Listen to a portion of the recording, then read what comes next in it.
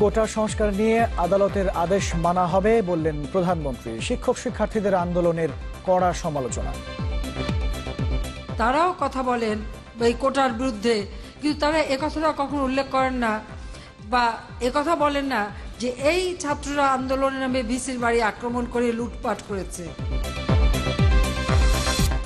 কোটা আন্দোলনে 14 হামলাকারীকে চিহ্নিত করে শিক্ষার্থীদের স্মারকলিপি, তদন্তের আশ্বাস উপাচার্যের, কর্মসূচি ঘোষণা শিক্ষকদের। বাংলাদেশ ব্যাংকের ভল্টে স্বর্ণের হিসেবে গড়মিল, দেশ জুড়ে তোলপাড়, অভিযোগ সত্য নয় দাবি কর্তৃপক্ষের। আমাদের যে ভল্টের যে মহানিরাপত্তা ব্যবস্থা, 6টি স্টেজের মহানিরাপত্তা ব্যবস্থা সম্পূর্ণ অটুট আছে এবং জাতীয়ভাবে কোনো ধরনের কোনো ক্ষতিগ্রস্ত অবস্থা সৃষ্টি হয়নি। চক্ষু শিবিরে চোখ হারানোর ঘটনায় বিশেষজ্ঞ রিপোর্টে আদালতের বিস্ময়, নৈতিকতা নিয়ে প্রশ্ন, মেহেরপুরের চিকিৎসকদের তুঘলকি কাণ্ড। শুভেচ্ছা, আমন্ত্রণ চ্যানেল 24-এর সন্ধ্যে 7টার খবরে। শুনছিলেন সি লন্টে শিরোনাম। আপনাদের সঙ্গে থাকবো আমরা দুজন, আমি মোহাম্মদ ইমতিয়াজ, আমি সাবিহা নিগর দৃষ্টি।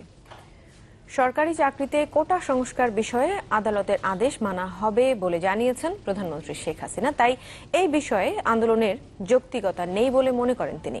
আজকে দুপুরে গণভবনে ডিজিটাল পদ্ধতিতে মুক্তিযোদ্ধাদের ভাতা পাঠানোর কার্যক্রমের উদ্বোধনী অনুষ্ঠানে এসব বলেছেন তিনি।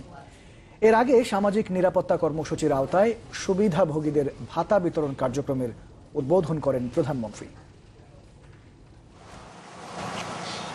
সামাজিক নিরাপত্তা কর্মসূচির অংশ হিসেবে প্রতি বছর বয়স্ক, বিধবা ও স্বামী পরিত্যক্তা সহ সমাজের অবহেলিতদের সহায়তা ভাতা দেয়া হয়। চলতি অর্থ বছরে ৬৬,১৬,০০০ জন সুবিধাবঞ্চিত পাবেন ৪,৩১৭ কোটি টাকার অর্থ সহায়তা। ইলেকট্রনিক পদ্ধতিতে সরাসরি ভাতা পৌঁছে দেওয়ার কার্যক্রম ভিডিও কনফারেন্সের মাধ্যমে গণভবন থেকে উদ্বোধন করেন প্রধানমন্ত্রী শেখ হাসিনা। কথা বলেন 4 জেলার সুবিধাভোগীদের সাথে। এ সময় প্রধানমন্ত্রী শুধু ভাতার উপর নির্ভরশীল না হয়ে কর্মমুখী হওয়ার আহ্বান জানান। আমরা যেটা দিচ্ছি সেটা কেউ যেন না খেয়ে কষ্ট না পায় সেই জন্য, কিন্তু মানুষ যেন কর্মবিমুখ না হয়। যারা ভাতা পাচ্ছেন, যাদের কর্মক্ষমতা আছে, তাদের অবশ্যই নিজের কাজ করে নিজের উপার্জন করতে হবে।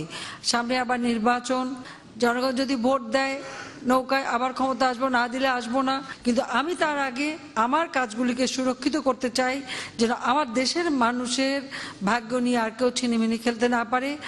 পরে মুক্তিযোদ্ধাদের সম্মানী ভাতা সরাসরি ব্যাংক অ্যাকাউন্টে পাঠানোর কার্যক্রমের উদ্বোধন করেন প্রধানমন্ত্রী। এ সময় সমালোচনা করেন চলমান কোটা সংস্কার আন্দোলনের। দেখি বিশ্ববিদ্যালয়েরও শিক্ষক অমক সমক, তা ওনারা মাঝে মাঝে টক শো করেন, কথা বলেন, কিন্তু তাদের অনেকে সরকারি আমলা হয়তো রিটায়ার করে গেছেন, তারাও কথা বলেন এই কোটার বিরুদ্ধে, কিন্তু তারা একথাটা কখনো উল্লেখ করেন না বা একথা বলেন না যে এই ছাত্ররা আন্দোলনের নামে ভিসির বাড়ি আক্রমণ করে লুটপাট করেছে। আরও দুঃখ লাগে যে হাইকোর্টের যে রায় আছে বা অ্যাপেলেট বিভাগের যে নির্দেশ, সে নির্দেশের কথাটাও যেন তারা জানেন না। স্বাধীনতা বিরোধীরা যাতে আর ক্ষমতায় আসতে না পারে সে বিষয়ে সবাইকে সতর্ক থাকার পরামর্শ দেন প্রধানমন্ত্রী শেখ হাসিনা। এর থেকে গর্হিত কাজ একদম। সাদবিন শফিক, চ্যানেল 24, ঢাকা।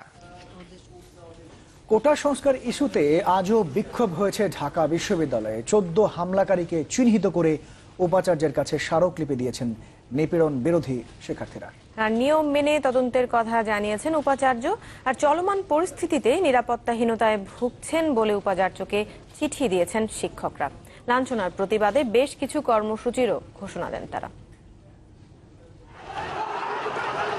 কোটা সংস্কার নিয়ে চলমান পরিস্থিতিতে রোববার কেন্দ্রীয় শহীদ মিনারে সমাবেশের সময় শিক্ষক ও ছাত্রদের ওপর আবারও হামলা চালানো হয়। ক্ষমতাসীন দলের ছাত্র সংগঠন হামলায় জড়িত বলে অভিযোগ করেন লাঞ্ছিত শিক্ষকরা। মঙ্গলবার টিএসসিতে সংবাদ সম্মেলনে ওই ঘটনার জন্য আবারও ছাত্রলীগকে দায়ী করেন শিক্ষকরা। দায়ীদের বিচার দাবিতে বেশ কটি কর্মসূচির ঘোষণা দেওয়া হয়। আমি আজকে ক্লাসরুমে নাই কেন? আমার তো নিজের পরীক্ষার খাতা দেখে মার্ক জমা দেওয়ার কথা, আমি কেন থাকতে পারছি না? বিকজ আমরা কেউ নিরাপদ নই এবং নিরাপত্তাহীনতার কারণেই তো আমি আমার আজকে এরকম একটা সময়ের মধ্যেও আমাকে কথা বলতে হচ্ছে। সেই ছাত্রলীগ আর এই ছাত্রলীগ আপনি এক মেলাবেন? এটা সিম্পলি গুন্ডা বাহিনী, ক্যাম্পাসেরা নৈরাজ্য সৃষ্টি করতেছে এবং আমি স্পেশালি বলবো এবং প্রশাসনের প্রশ্রয়। আগামী বৃহস্পতিবার 19 জুলাই 2018 তারিখ সকাল 11টায় অপরাজেয় বাংলার পাদদেশে শিক্ষকদের সংহতি সমাবেশ। অপরাজেয় বাংলার সামনে মানববন্ধন করেন নিপীড়ন বিরোধী শিক্ষার্থীরা। পরে মিছিল নিয়ে স্মারকলিপি দেন উপাচার্যের কাছে। সাম্প্রতিক হামলায় অংশ নেওয়া বেশ কজনকে চিহ্নিত করে তাদের নাম পরিচয় দেওয়া হয়। আপনাদের তদন্ত কমিটির সুবিধার্থে আমরা এই ছবিগুলো বোন চিহ্নিত করে প্রত্যেককে চিহ্নিত করে নাম সহ ডিপার্টমেন্ট সহ আপনাদের কাছে দিয়ে গেলাম। এটা তদন্ত কমিটিকে দেওয়া হবে এবং নিয়ম নীতি অনুসরণ করে যেভাবে হয় সেভাবেই হবে। তবে বিভিন্ন পক্ষ থেকে নিরাপদ ক্যাম্পাসের দাবি ও শিক্ষকদের অভিযোগ নিয়ে কোনো মন্তব্য করেননি উপাচার্য। এদিকে নিরাপদ ক্যাম্পাসের দাবিতে মানববন্ধন করেছেন বিজ্ঞান অনুষদের শিক্ষার্থীরা।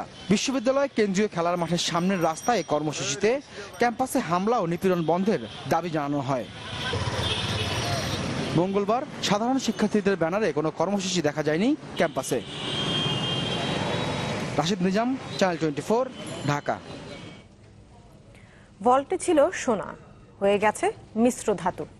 বাংলাদেশ ব্যাংকের এমন ঘটনায় তোলপাড় চলছে দেশ জুড়ে। তবে সংবাদ সম্মেলন ডেকে এসব অভিযোগ নাকচ করে দিয়েছে বাংলাদেশ ব্যাংক।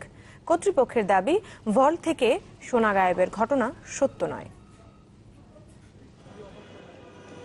পরীক্ষা নিরীক্ষা শেষে জমা দেওয়া হয়েছিল স্বর্ণ, বাংলাদেশ ব্যাংকের ভল্টে থাকার পর হয়ে গেল মাটি, আর সোনার চাকতি রূপ নিয়েছে মিশ্র ধাতুতে। এমনই এক অদ্ভুতের ঘটনা ধরা পড়েছে শুল্ক গোয়েন্দার তদন্তে। একটি জাতীয় দৈনিকে খবরটি প্রকাশের পর দেশ জুড়ে শুরু হয় তোলপাড়। সামাজিক যোগাযোগ মাধ্যমে ঝড় ওঠে সমালোচনার। মানুষের মনে প্রশ্ন, খোদ কেন্দ্রীয় ব্যাংকে রক্ষিত স্বর্ণ তাহলে গেল কই? ঘটনার ব্যাখ্যা দিতে মঙ্গলবার বিকেলে এক জরুরি সংবাদ সম্মেলন ডাকে বাংলাদেশ ব্যাংক, যেখানে সব অভিযোগ নাকচ করে কর্তৃপক্ষ। সেখানে রিপোর্ট দিলে ভুল হতেই পারে, এটা জাস্ট তাদের হলো অ্যাসেসমেন্ট, ওটা তাদের দৃষ্টিভঙ্গি, ওটা কিন্তু আমাদের না। আমাদের যে ভল্টের যে মহা নিরাপত্তা ব্যবস্থা, 6টি স্টেজের মহা নিরাপত্তা ব্যবস্থা সম্পূর্ণ অটুট আছে এবং জাতীয়ভাবে কোনো ধরনের কোনো ক্ষতিগ্রস্ত অবস্থা সৃষ্টি হয়নি। কেন্দ্রীয় ব্যাংকের দাবি, শুল্ক গোয়েন্দা স্বর্ণ পরিমাপ করেছে আধুনিক পদ্ধতিতে, আর বাংলাদেশ ব্যাংক পরিমাপ করে সনাতন ধারায়। হিসাবের গরমিল এ কারণেই। ওনারা মেশিনের মধ্যে স্বর্ণের বিশুদ্ধিত পরীক্ষা করছেন, ফলে মেশিনের মাধ্যমে এবং এই যে ম্যানুয়াল পদ্ধতির মাধ্যমে কিছুটা হেরফের হয়েছে।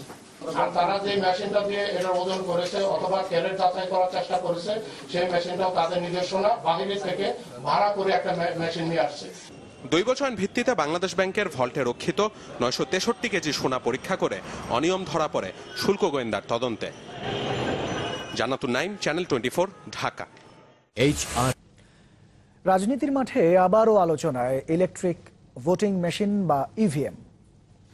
খুলনা, গাজীপুরের পর সামনের 3 সিটিতেও ব্যবহার হচ্ছে আধুনিক এই পদ্ধতি।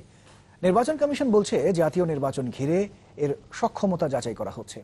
ক্ষমতাসীন আওয়ামী লীগও চায় এই প্রযুক্তির ব্যবহার, কিন্তু ঘোর আপত্তি বিএনপির। আহসান হিমেলের একটি রিপোর্ট। নতুন এই ইভিএম স্মার্ট কার্ড বা আঙ্গুলের ছোঁয়ায় মুহূর্তেই নির্ণয় হবে ব্যক্তির পরিচয়। এতে জাল ভোটের প্রবণতা যেমন বন্ধ করা যাবে, তেমনি ফলাফলও মিলবে দ্রুত। প্রচারণা ভোটারদের মধ্যে চালাতে হবে, যাতে তারা বুঝতে পারে যে ইভিএমটা সহজতর পদ্ধতি।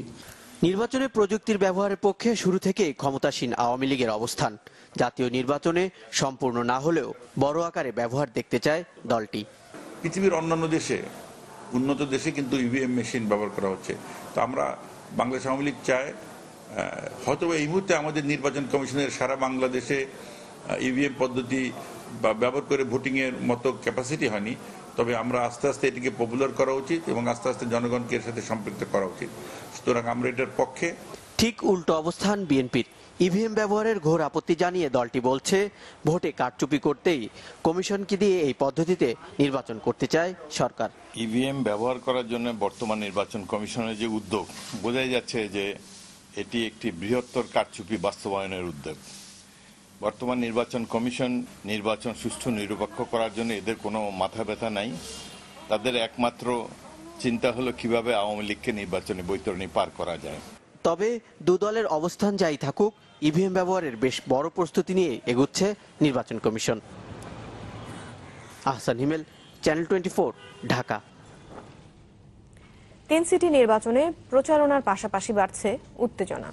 রাজশাহীতে প্রচারণায় ককটেল হামলার অভিযোগ বিএনপির, তবে আওয়ামী লীগ প্রার্থী বলছেন এর মাধ্যমে নির্বাচনী পরিবেশ প্রশ্নবিদ্ধ করার পায়তারা চলছে। সিলেট ও বরিশালে উৎসব মুখর গণসংযোগ চালিয়ে যাচ্ছেন প্রার্থীরা। 3 সিটিতে সমান তালে চলছে নির্বাচনী প্রচারণা, চলছে মাইকিং, পোস্টার, ব্যানারে ছেয়ে গেছে নগরীর অলিগলি।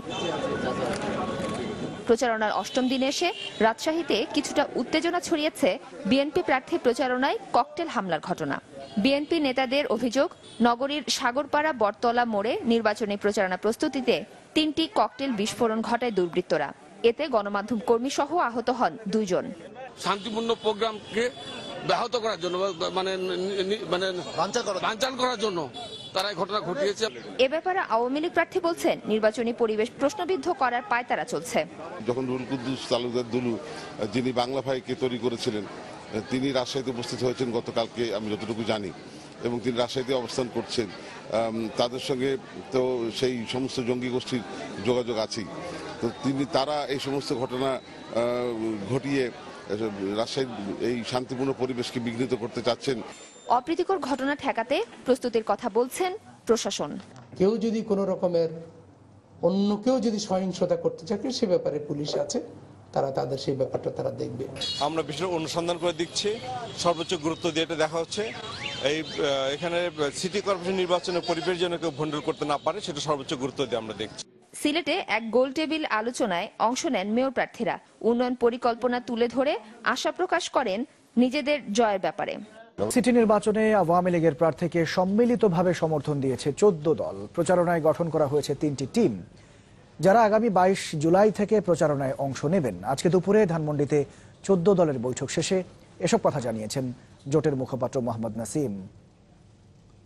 এবং গাজীপুরের মতো এই 3টি সিটি কর্পোরেশন নির্বাচন নৌকার বিজয় নিশ্চিত হবে এবং জনগণ উন্নয়নের স্বার্থে, তাদের স্থিতিশীল স্বার্থে, শান্তির এবং ওই এলাকার উন্নয়নের গতিশীলতার স্বার্থে 14 দল মনোনীত, মাননীয় প্রধানমন্ত্রী শেখ হাসিনা মনোনীত এবং নৌকার বিজয়কে তারা নিশ্চিত করবে। এবং